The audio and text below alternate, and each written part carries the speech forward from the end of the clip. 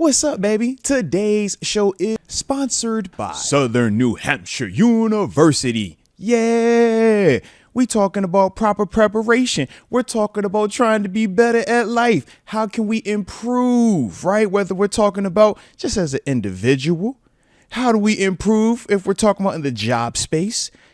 I mean, whether we're talking about just all the different ways to be prepared for the next step, for that next task. Southern New Hampshire University and some of these online degree programs that they are offering.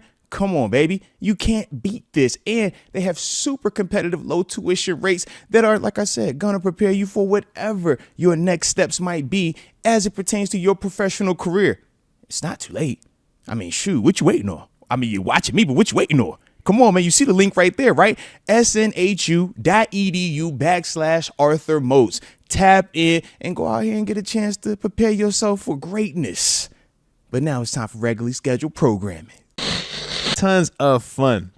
It says, on the topic of D-line in the first, how do you feel about Keanu Benton? I personally like him. Also, would you rather get a D-line or cornerback in the first if we go defense? To me, man, I like the idea of going D-line in the first.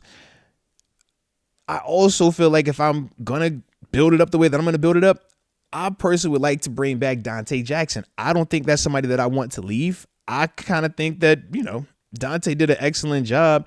Number one, creating turnovers, a lot of splash plays with Dante. Thought that his ability to tackle was good out there.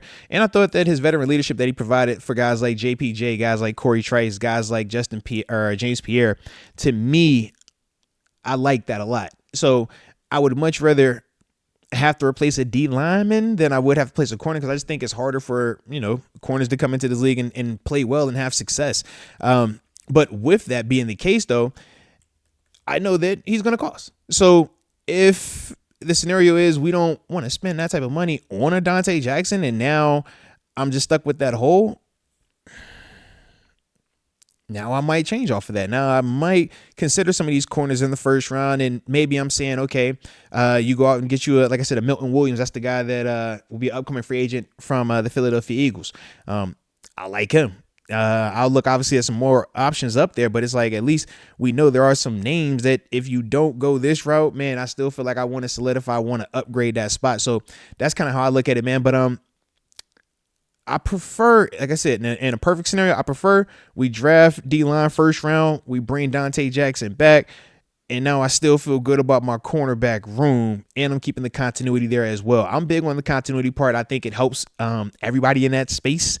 And I just think that it's a lot easier to find a D lineman in the draft, or even a D lineman to develop in the pros, than it is, man, to find a cornerback, man. We've seen it. You can have one really good year and all of a sudden you fall off a cliff at corner, or you have a couple of games where you give up some explosive plays and now your confidence is shot.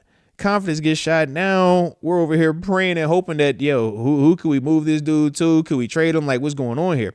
So when you find one of those corners that actually are productive, that actually look the part and are doing what they're supposed to me, you do whatever you can to keep that guy, man. So like I said, that's kind of how I look at Dante Jackson. And I don't think he's going to, kill you contract wise either.